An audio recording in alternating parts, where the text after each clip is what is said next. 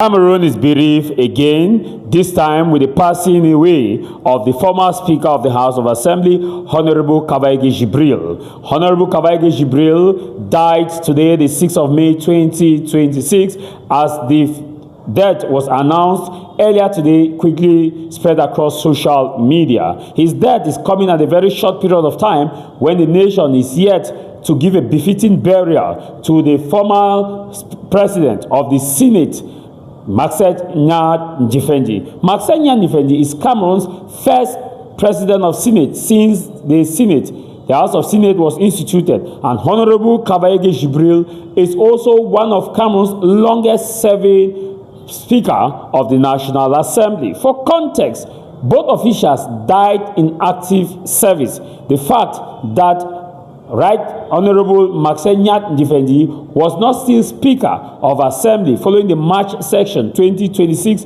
doesn't mean that he was removed as Senator. He still played his active role as Senator, and his name is still active as Senator.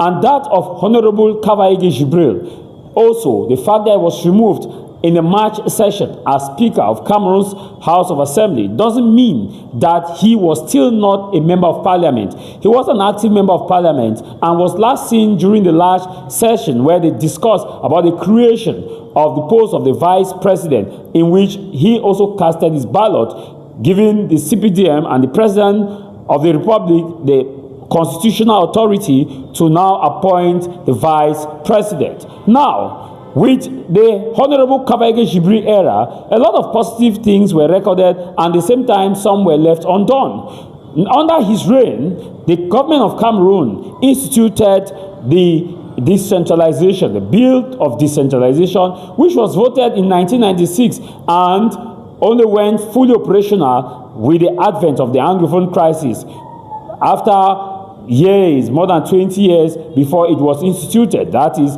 accelerated decentralization. The presidential term limit was also removed under his reign in 2008 when late Justice Aya Paul, the then member of parliament under CPDM party, the ruling party, who is from Akwa, protested that the term limit of a president cannot be removed or should not be removed as it will create a dynasty.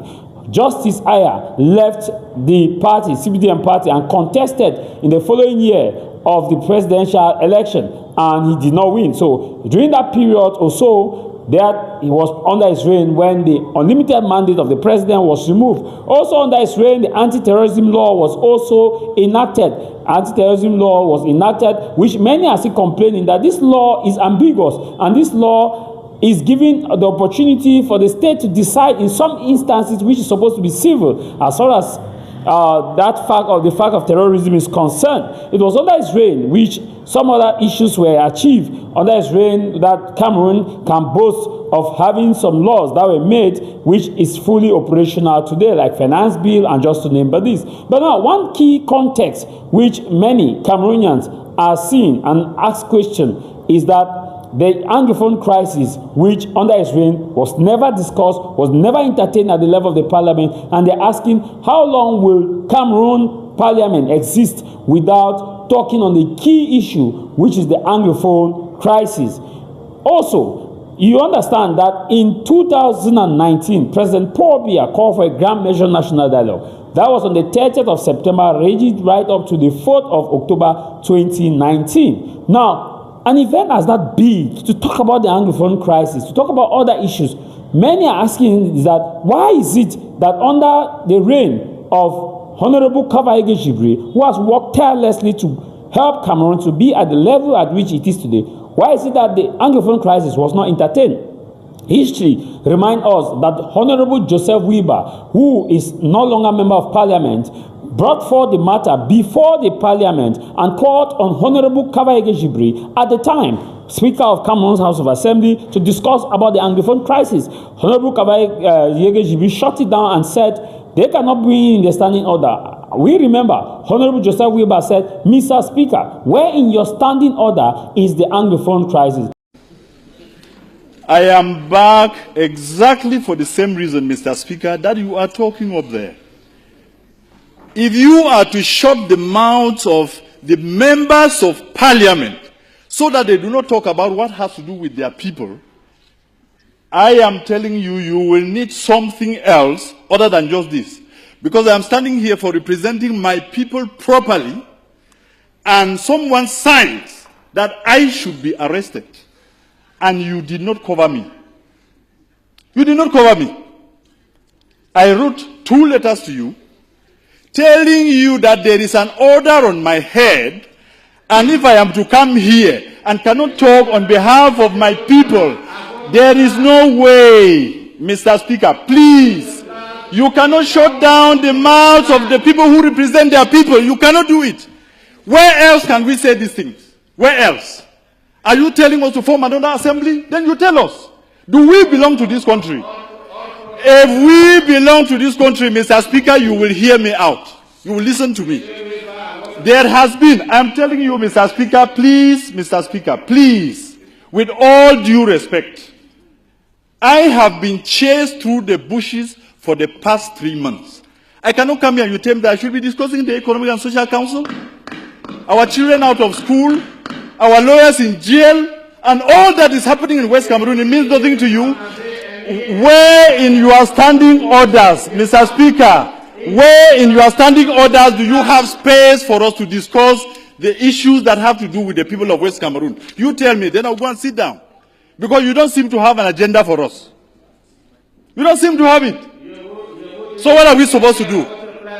It is also part of the humiliation. Mr. Speaker, yeah, I am now telling you that the person who ordered for my arrest, tell him I am here. He can come and take me from this National Assembly. And the people of West Cameroon would know that they don't belong here. I am being frank with you. The representatives of the people have the power to say it as it is at any time.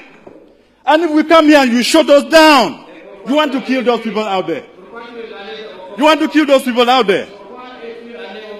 So what should we do? That is your wish, Mr. Speaker. I should have waited for them to bring my head to you. That is what you would have wanted. I simply say no. Mr. Speaker, can you now, on this floor, give... We also remember the moment where the Social Democratic Front, SDF, took hostage of the parliament for a certain period of time, and they were blowing their whistle with peace plan, calling on the Anglophone crisis be discussed and be tabled on the standing order of the parliament. But it was never discussed right to the moment where Honorable Cavaye was replaced as Speaker of House of Assembly.